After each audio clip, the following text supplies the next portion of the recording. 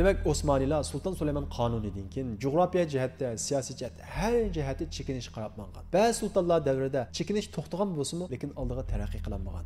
Bu sebepten papalar, din adamları birisi yangidan bir narsa ijod qilib o'tirib qo'ysa, bu bizning dinimizga zid gap qildi, bu dindan chiqdi deb uni o'limga hukm qiladi. Demak, tarix bizga musulmonlarning kuchsizlanish va ojizlanish keyniqi sababini mana shunday ro'shan ko'rsatib turadi.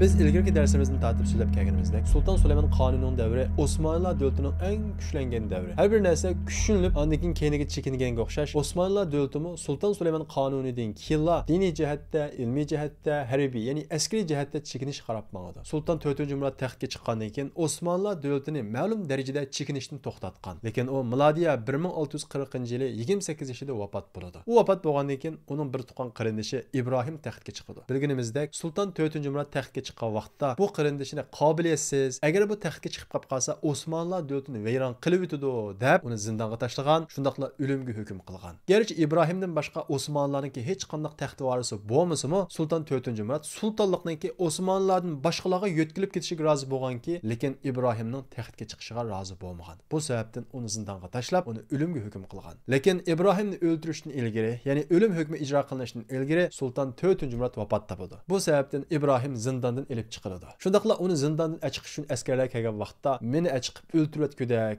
o'lim hukmimni ijro qilgudak deb zindonning eshigini ochqili unamaydi. Askarlar zindonning eshigini bo'sib kiradi. Shundaqdimi İbrahim nayt qo'rqib lag'ildab ketadi va zindondan chiqqili unamaydi. Askarlar Sultan 4-Murat o'ldi, siz uning sulton bo'lasiz desa, buning qat'iy ishonmaydi. Oxiri onasi Kösem Sultan zindonga kirib, o'g'lim Sultan 4-Murat o'ldi, sen uning o'rniga podshoh sulton bo'lasan deb uni ishontirdi va uni jinoza namoziga qatnashtirdi. Sultan 4-Muratningki. İbrahim Sultan 4-Muratning jinozasini ko'rgandan keyin, shundaqla uni dafn qilib bo'lgandan keyin uning o'lganligiga ishongan va Allohga: "Ey Alloh, mendek bir ojiz bandangni bu maqomga loyiq qilganingga sana minglab shukrlar bo'lsin" degenicha sultonlik tojini kiydi. Lekin İbrahim zindonda nayt uzun yil yashagan bo'lg'achqa ruhiy jihatda chekinib ketgan. Shundaqla zindonda bo'lg'achqa to'y qilinmagan farzand yo'q edi. Bu sababdan u zindondan chiqqandan keyin uning onasi Kösem Sultan Osmanlılarningki nasabi qurib qolmasin deb uningga har yerlardan chiroyli jariyalarni akab berdi. Sultan İbrahimga ana shu dunyoning har qaysi joylaridan keltirilgan jariyalar ichidan Shekarpara ismli 150 kilogramlik nayt simiz bu ayol yarab qoladi. Shundaqla Shekarparani Sultan İbrahimni o'ziga rom qilib oladi. Shekarpara degan bu ayol ilgari 2 qatim to'y qilgan. Shundaqdimi Sultan İbrahim men ashuni xotinlik olaman deb turib oladi. Shekarpara agar meni almoqchi bo'lsangiz azod qilasiz va to'yliqim uchun 150 kilogram, ya'ni ig'irliqimda oltin berasiz deydi. Sultan İbrahim uni shunchalik mabtun bo'lganki, shu ayolga 150 kilogram oltin berib uni amriga oladi. Shekarpara nayt yiligar bo'lib Sultan İbrahimni aldab nurg'ulg'an mol dunyo to'playdi. Mol dunyosining ko'pligidan mol dunyosini hisoblag'ili burun tekkan irini soladi. Ya'ni o'zining buxgalterini burun tekkan iri qiladi. Shundaqla mol dunyosini saqlag'ili burun tekkan yana bir irini soladi. Demak, ilgari tekkan ikkili yo'ldoshini o'zi ishlatadi. Sultan İbrahimning amrida turib. Sultan İbrahimning onasi Kösem Sultan bu ayolga nayt diqqat qilib ba'zi ishlarni sizib qoladi. Buni his qilgan Shekarpara Sultan İbrahimni shilash, har xil gaplar orqali onasini yiroqlashtirdi. Lekin eng oxirida Sultan İbrahim Shekarparaning nayt rezil va mushundaq oldimchi ekanligini his qilib qoladi da darhol Shekarparaning ilgari ikkili yo'ldoshini tutadi. Va shundaqla davlat xazinasiga xiyonat qilgan degan nom bilan har ikkilisini darg'a osadi. Shekarparani bo'lsa Iroq shahriga palib etdi. Demak, ana shunda xiyonat qilgan bo'lsa-mu, uni o'ltirib etishga ko'ngli qiymaydi. Sultan İbrahim taxtga chiqqandan keyin mana shundaq pushak ishlar bilan 8 yilni o'tkazdi. Davlat xazinasi quruqlab qo'ydi. Pul qomedi deb xalqqa boysilikni ko'paytirdi. Uning ustiga ochiq sababli ba'zi yaramliq davlat arkonlarini o'limga hukm qildi. Mana shundaq 8 yil davomlashgandan keyin davlat arkonlari, bosh vazirlar va yenichar qo'shini buning bu qalamaqanchiligiga va badxajiligiga ichida turolmay, milodiya 1648-yili uni taxtdan tushirdi. Shundaqla uni sud mahkamasiga, ya'ni qozi mahkamasiga yo'llaydi. Qozi mahkamasi bo'lsa Sultan İbrahimga davlatga xiyonat qilgan degan bu nom bilan o'lim jazosini beradi. Bu qozi mahkamasi tarafidan Osmanlılar davlatida tunji qatim o'limga hukm qilingan sulton hisoblandi. Shunda qilib Sultan İbrahim vafot topgandan keyin uning o'rniga 7 yoshli uning o'g'li 4-Muhammad taxtga chiqadi. Sultan 4-Muhammadning yoshi 7 yosh bo'lg'achqa davlatni amaliy jihatda onasi Kösem Sultan boshqaradi. Bu sababdan Osmanlılar davlatida yana egiz paslik, yana isyonlar bosh ko'taradi. Masalan, ichki jihatda Kadriji o'g'illari degan bu bagli egirlik isyon ko'taradi. Ventsiyaliklar zo'r qo'shin bilan Osmoniylarning dengiz flotiga hujum qiladi va Osmoniylarning dengiz flotini mag'lub qiladi va bu mag'lubiyat bilan Osmoniylarning qo'lidagi Teodonus va Leonos degan bu ikki orolni egallab Dardanel bo'g'oziga hukmronlik qilib oladi. Dardanel bo'g'oziga hukmronlik qilgandan keyin Istanbulga keladigan mallarni cheklaydi, xohlagancha boj qo'yadi. Bu sababdan Istanbulda qiymatchilik boshlanib ketadi. Ko'sam sulton davlatni mana shunday qiyinchiliklarga paturgandan keyin o'zining ojizligini his qilib Muhammad Koproli ismli bu odamni sadr azam bosh vazir qilib davlat boshqarishni uningga topshiradi. Muhammad Koproli jamiyati Osmonlar tarixidagi sadr azamlar ko'p chiqadigan, shundaqla Osmonlar davlatiga haqiqiy kuyindigan jamiyat edi. Muhammad Koproli bosh vazir bo'lgandan keyin davlat ishlarini qaytadan yaratib soladi. Ichki isyonni bosiradi. Shundaqla davlatni oromida qo'ymagan yenichar isyonchilarni tutib, ularni o'limga hukm qiladi.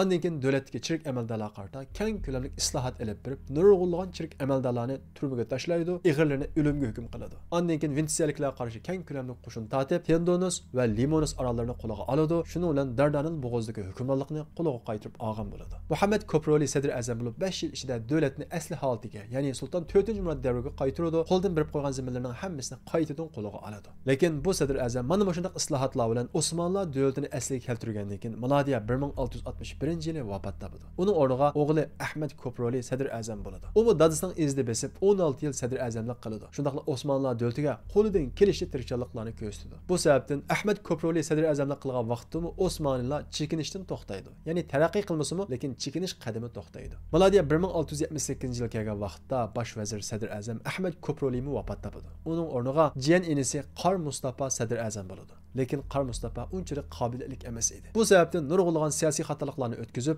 ba'zi zaminlarni ahli saliblarga tatqizib qo'ydi. Shundaqla milodiya 1682-yili Qor Mustafa sadr azam Avstriyaning Vienna shahriga hujum qiladi. Shundaqla u yana muhosiraga oladi. Bu Sultan Sulaymon qonunidan keyin Viennani ikkinchi qatim muhosiraga elishi edi. Lekin bosh papa Qor Mustafa pashaga qarshi Yevropada keng ko'lamli urush safarbarlik e'lon qilib, Germaniya va Polaklardan tashkillangan birlashma qo'shinni Viennani qo'g'dashga yo'llaydi. Yordamchi qo'shin yetib kelgandan keyin Qor Mustafa pasha boshchiligidagi Osmonlar qo'shini muhosirani bo'shlab chekinishga majbur bo'ladi. Milodiya 1687-yili ikkinchi qatimliq Muhach urushi yuz berib, Habsburg qo'shini Osmonlar qo'shini mag'lub qiladi. Mana shunday orqa-orqadan uchirgan mag'lubiyatlar Osmonlar davlatida davolg'ush paydo qiladi. Sulton bo'lsa qasrdan chiqmaydigan ismi bor davlatni sadr azam boshqaradi. Mana bu sababdan davlat arkonlari, bosh vazirlar hammasi to'plashib qurultoy ochadi. Milodiya 1687-yili kengash orqali Sulton 4-Muhammadni taxtdan tushirib, uning o'rniga 2-Sulaymonni taxtga chiqarishni qaror qiladi. Natijada besim bilan Sulton 4-Muhammadni majburiy taxtdan tushiradi. Uning o'rniga Sulton 2-Sulaymonni taxtga chiqaradi. Lekin Sulton 2-Sulaymonning davrida Osmonlarning chekinishi davom qiladi. Chunki bu vaqtda yenichalar nihoyat haddan oshgan bo'lib, sadr azamni yenichalar o'ltirayotgan edi. Yana bir tarafdan Avstriya qo'shin tatib Bulg'ariyani egallab olgan edi. Yana bir tarafdan Serbiya qo'shin tatib Belgradning bir qismini egallab olgan edi. Ya'ni Osmonlar Yevropa shaharlaridagi tuproqlarni bir-birlab qo'ldan berib o'tadi. Bu Sultan 2-Sulaymonni nihoyat azoblaydi. Sultan 2-Sulaymon o'yinish orqali oxiri bosh vazirlik, ya'ni sadr azamlik o'rniga Koproli jamiyatidan bo'lgan Mustafa Koprolini bosh vazir, ya'ni sadr azam qilib saylaydi. Mustafa Koproli sadr azam bo'lgandan keyin tunji qilib moliya ishlarida islohot olib boradi. Ondan keyin yenichar qo'shini ichida islohot olib boradi va yenichar qo'shin ichidagi davlatga isyon qilgan mana shu qo'mondonlarni tutib, ularni o'limga hukm qiladi. Ondan keyin ahli saliblarga qarshi o'zi qo'mondon bo'lib qo'shin tatidi. Dastlabida Avstriyani Bulg'ariyani qo'g'lab chiqaradi. Ondan keyin Serbiya qo'shinlarini Belgrad va undan boshqa qo'ldan chiqib ketgan Yevropadagi Osmonlar tuproqlarining hammasini qo'g'lab chiqaradi. Mustafa Koproli ana shundaq Yevropadagi zaminlarni qaytirib olish yo'lida urushni davom qiladi. Shu jarayonda, ya'ni milodiya 1691-yili Sultan 2-Sulaymon vafot topadi. Uning o'rniga Osmonlardan 2-Ahmad sulton bo'ladi. 2-Ahmad 1-Ibrohimning o'g'li edi. U taxtga chiqqandan keyin sadr azam Mustafa Koproli Avstriya bilan bo'lgan urushda shahid bo'ladi. Sultan 2-Ahmad sadr azamlikka Arabchi pasha ismli bu odamni sadr azam qiladi. Arabchi pasha unchalik qobiliyatli odam emas edi. Bu sababdan uning sadr azamlik davrida Ventsiyaliklar ba'zi rayonlarni egallab oladi. Masalan, Sakiz orolini egallab oladi. Ya'ni Sultan 2-Ahmadning davrida Osmoniylar yeni chekinish qarab mangadi. Sultan 2-Ahmadning podshohlik davri 4 yil davomlashadi. U taxtga chiqib, milodiya 1695-yilga kelgan vaqtida vafot topadi. Uning o'rniga Sultan 2-Mustafa taxtga chiqadi. U taxtga chiqqandan keyin birinchi qilib qildigan ishi bo'lsa, aysh ishrat, haroq tamaka, mana shunday ishlarning hammani cheklaydi. Shundaqla o'zi bevosita qo'mondonlik qilib Vengriyaga qarshi qo'shin tatidi. Osmoniylar sultoni o'zi bevosita qo'mondonlik qilib urushga chiqmagali uzun bo'lgan edi. Bu sababdan Istanbul xalqi sulton urushga chiqadi ekan deb uni ko'rish uchun yo'llarga to'kiladi. Shunday qilib sulton 2. Mustafa Vengriya qo'shin tatidi va bu urushda g'alaba qilib Vengriyaning Timsvar shahrini egallaydi. Lekin Osmonlar qo'shini Tis deryasi o'tayotgan vaqtida Osmonlar qo'shiniga Avstriya qo'shini ushtum tut hujum qilib nurg'ulg'an qo'shinlarni vayron qilib o'tadi. Shundaqla nurg'ulg'an Osmonlar askarlari daryoda eqib vafot topadi. Bu mag'lubiyat sababli Bosniya Osmonlarning qo'lidan chiqib ketadi. Osmonlarning bu mag'lubiyatga uchraganligini anglagan Rossiya Char podshohi Peter Milodiya 1696-yili Azov hujum qilib Azovni egallab oladi. Osmonlar mana shunday keyin-keyindan mag'lubiyatga uchrayotgan paytda yana shu Kobroli jamiyatidan Husayn Pasha sadr azam qilib tayinlanadi. Husayn Pasha sadr azam bo'lgandan keyin qo'shinni qaytadan tartibga soladi va zo'r qo'shin bilan Avstriyaga qarshi qo'shin tatib Bosniyani yana qaytarib olib oladi. Lekin bu vaqtda Rossiya Yevropadagi ahli saliblar bilan, ya'ni Osmonlarning dushmanlari bilan ittifoqlashib, Milodiya 1699-yili 10-oyning 26-kuni Osmonlarni Karlofcha shartnomasini imzolashga majbur qiladi. Bu shartnomada Osmonlar davlati Azovni Rossiyaga berishga ma'qul bo'ladi. Podoloniyani Polshaga berishga ma'qul bo'ladi. Undan boshqa Vengriya va Avstraliyaga nurg'ulg'an zaminlarni berishga majbur bo'ladi. Chunki bu vaqtda Osmonlar yolg'iz Rossiya bosh ko'tarib kuchlanayotgan, shundaqlar Rossiya ahli saliblar bilan ittifoq tuzib olgan, mana shunday qiyin holatda bo'lgan bo'lg'achqa Osmonlar bu shartnomaga majbur bo'ladi. Shunday qilib Osmonlar Yevropadagi tuproqlarning tang yarmidan mahrum qoladi. Bu shartnoma Osmonlarga, hatto puhralarga nihoyat ig'ir keladi. Sadr azam Husayn Pasha bu shartnomadan keyin istifa beradi. Husayn Pasha istifa bergandan keyin Yenichar alohida muhofazat qismi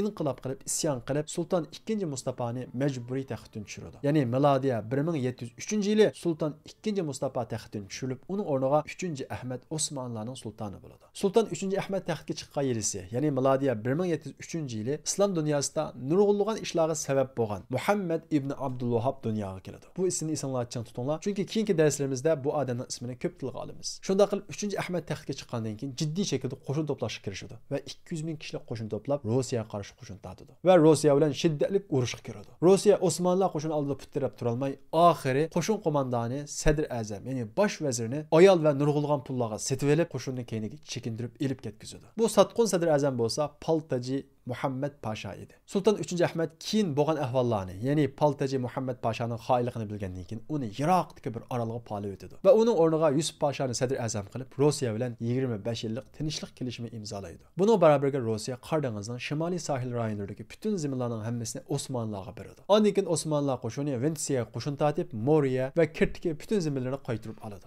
Lekin Ventsiya Avstriyadan yordam so'rab yana Osmonlar qo'shin tatidi. Bu qatim Osmonlar mag'lub bo'ladi. Natijada Milodiya 1717-yili Belgradni Osmonlardan tatib oladi. Osmoniylar amalsiz Milodiya 1718-yili 7-oyning 21-kuni Pasarovcha shartnomasini imzolashga ma'qul bo'ladi. Bu shartnomada Serbiya, Belgrad va Banat yayloqlari Avstriyaga beriladi. Dalmachiya, Bosniya va Arnaut qiyalari bo'lsa Ventsiyaliklarga beriladi. Osmonlarga faqat Mora yarim orollar qoladi. Demek Osmanlılar Sultan Süleyman Kanuni'den keyin coğrafya cihette, siyasi cihette her cihette çekiniş qarapmangan. Bazı sultanlar devrede çekiniş to'xtagan bo'lsa-mu, lekin oldiga taraqqiy qilinmagan. U sultanlardan keyin kelgan sultanlar bilan yana çekiniş davom qilgan. Lekin bu vaqtda Yevropa dal aksicha patqoqlikdan, zulmatdan qutulib taraqqiy qilish qarapmayotdi. Chunki Yevropa ellərdə Çirkov hakimiyyətinə qarşı hər xil inqilablar, isyonlar götürülüb, Çirkovlar, poplar hakimiyyətini yaraqlaşdırılıbatdı. Çünki Yevropanın dini bo'lgan xristian dini o'zgartirilgan bo'lg'achqa, nurg'ulg'an ma'lumotlarning tafsiloti bor edi. Yangi izlanishlar, tadqiqotlar ularning kitoblarida bo'lgan ma'lumotlar bilan zid keladi. Bu sababdan papalar, din odamlari birisi yangidan bir narsa ijod qilib o'tirib qo'ysa, bu bizning dinimizga zid gap qildi, bu dindan chiqdi deb uni o'limga hukm qiladi. Masalan, mikroskopni ijod qilgan, shundaqla yer sharining yumaloq ekanligini o'tirib qo'ygan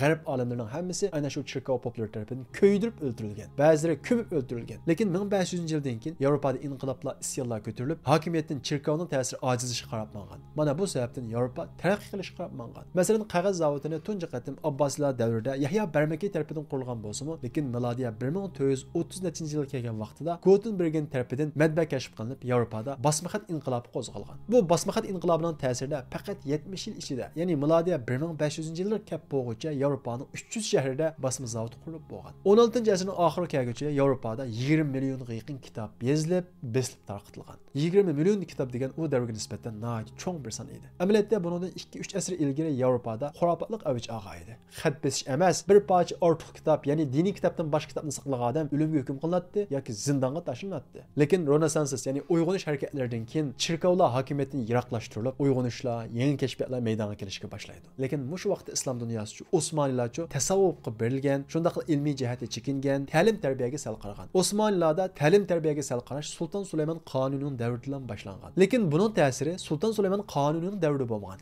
Keyingi avloddan boshlangan. Demak, ta'lim tarbiyaga sal qarashning ziyni shu davrda ko'rilmaydi, lekin keyingi avlodlarda ko'riladi. Tasavvufning zo'r darajada kuchayib ketishi, ilmiy ma'rifatlarning ozlishi natijasida ba'zi narsalarning hech qanday dalili bo'lmasa-mu, uning qarshi chiqilgan, u cheklangan. Masalan, Yevropada matbaa ijod qilinib, bir qancha asr o'tgan bo'lsa-mu, lekin matbaa Osmonlarga kirgizilmagan. Sabab bo'lsa, bu kitob qilingan hurmatsizlik degan mush qarash bilan matbaa kirgizilmagan. Masalan, 1485-yili Sulton 2 Bayazid davrida butun bosma kitoblarning hammasi cheklangan. Bu qarmoqqa diniy fatvoda ko'rinsa-mu, lekin uning orqasiga jahillik va shaxsiy manfaat yushirilgan edi. Chunki matbaa ijod qilinishdan ilgari xat yozish, ya'ni xat ko'chirish nihoyat cho'ng bir soha edi. İstanbulda 500 ming nüfus bor edi deyildi. Shu 500 ming nüfus ichida 80 ming odam xat ko'chirish bilan jam boqatdi. Agar matbaa zavodi shunda kirsa, 80 ming odam biz ishimizdan qo'rqib qoldik ekanmiz deb bundan qo'rqqan. Bu sababdan bu fatvoni chiqargan. Masalan, bugungi kunimizda ba'zi kishilar bu sun'iy aql chatoq chiqadi. Agar sun'iy aql bunda taraqqiy qilib ketsa, nurg'un odam ishsiz qoladi, qanday jannat boqadi degan bu fikrni o'ttirib qo'yatadi. Ana shu davrdami, ya'ni Osmonlar davridami, agar bu matbaa kirsa, 80 ming odam qanday jannat boqadi deb bu matbaaga qarshi chiqqan va bu shaxsiy manfaat bilan o'ralgan bu gapni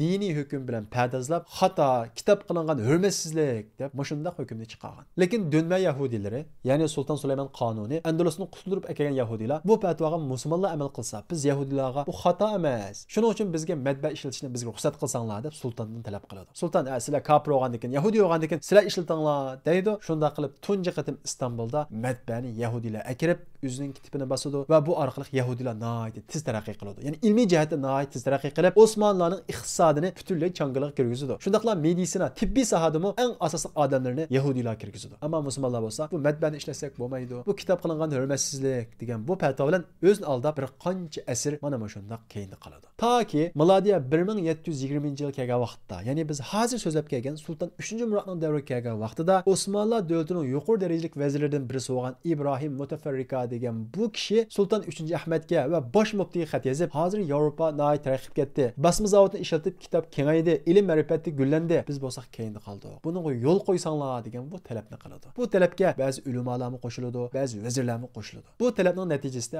basma zavodi ishlatishga 3 shart bilan sulton ma'qul bo'ladi. Birinchisi nima? Bu basma zavodida Qur'on, hadis va arab yoziqidagi hech qanday kitoblarni basmaslik. Vaholanki bu vaqtdagi davlatning ishlatadigan tili va ziyolilarning yoziqi, diniy kitoblarning hammasi shu arab yoziqi bilan edi. Ikkinchisi, besilgan kitoblar islomiy temada bo'lmaslik. Chunki bu islomiy temada kitoblar qilingan bir hurmatsizlik. Uchinchisi, basmoqchi bo'lgan kitoblar Osmonlar tomonidan o'rinlashtirilgan odamlar tomonidan tekshirilishi kerak degan bu shartlar bor edi. Shunda qilib matbaa ijod qilinib 300 yildan keyin milodiya 1726-yili tunji qatim Osmonlarda matbaaning kirishiga yo'l qo'ydi. Lekin yana shu islomiy kitoblarning beslishiga va shundaqla arab yoziqidagi kitoblarning beslishiga ruxsat qilmagan bo'lg'achqa islom dunyosida hech qanday o'zgarish bo'lmaydi. Chunki Abbosiylar davrida kitoblar arabchaga tarjima qilingan, arab tili ilm tiliga aylangan, hatto ahli salaflar andaluslik kitoblarni akirib, uni o'zining tiliga tarjima qilib, ondan keyin bugungi taraqqiyotni yaratgan. Lekin musulmonlarcha jahillik sababli ana shunday keyinga chekingan. Biz islom tarixida ikki narsaga qarasak, nima uchun keyinda qoldik, nima uchun taraqqiy qilgan edik? Buning javobini topa olamiz. U bo'lsa-mu Abbosiylar davrida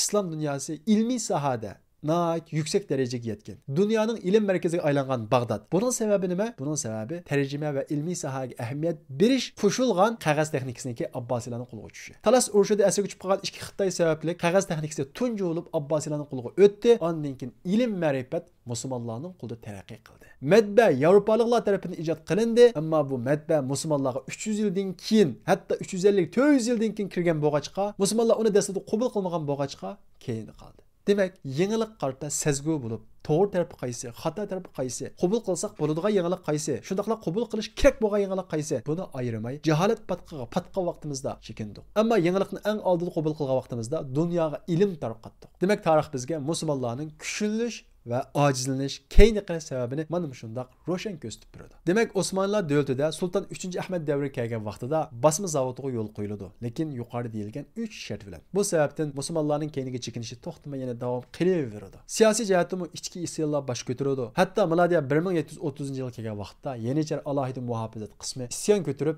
Sulton 3-Ahmadni majburiy taxtdan tushiradi. Uning o'rniga o'g'li 1-Mahmudni 24-Osmonlar sultoni qiladi. Sulton 1-Mahmudning davrida qisman g'alabalar qo'lga keladi. Masalan, Rossiya qarshi qo'shin tatib Rossiyani Azovdan chekintirdi. Azovni qo'lga qayta oladi Osmanlılar. Keyindan Belgrad va Serbiyani qaytarib oladi. 1739-yilga kelgan vaqtda tarixdagi mashhur Belgrad shartnomasini imzolab, bu shartnomada Rossiya Azovni bekalab beradigan, shundaqla Qor dengizida dengiz piloti qurmaydigan bo'ladi. Ya'ni bu shartnoma Osmanlılarning foydasiga bo'ladi. Lekin bu vaqtda biz yuqorida o'tganimizdek Yevropa shiddat bilan taraqqiy qilyotdi. Shundaqla sanoat inqilobi qarab ketyotdi. Yana bir tarafdan yangi Rossiya bosh ko'taryotdi. Osmanlılar bo'lsa, yangilikni qabul qilish u yoqda tursin, diniy jihatdan xurofotlikqa, shu tasavvufda haddidan esh qarab ketyotdi. Sultan 1-Mahmud 24 yil sultan bo'lgandan keyin milodiya 1754-yili 12-oyning 13-kuni vafot topdi. Uning o'rniga 3-Osman Osmanlılarning sultoni bo'ladi. Sultan 3-Osman Osmanlılar ichidagi eng uzun zindonda yashagan sultan. Ya'ni u 51 yillik hayotini zindonda o'tkazgan. Lekin Sultan 3-Osman 51 yil hayotini zindonda o'tkazgan bo'lsa-mu, bu hayotini zindondagi mahbuslarga o'xshash o'tkazmagan. Ya'ni saroydagi zindonning ichida naqqoshlik bilan va kitob o'qish bilan mashg'ul bo'lib o'tkazgan. Bu sababdan uning aqli iqtidori joyida edi. Uning sultonlik davri 2 yil 10 oy davomlashgan bo'lib, uning davrida ba'zi islohotlar ilib boradi, ba'zi pasachilikqa qarshi turiladi.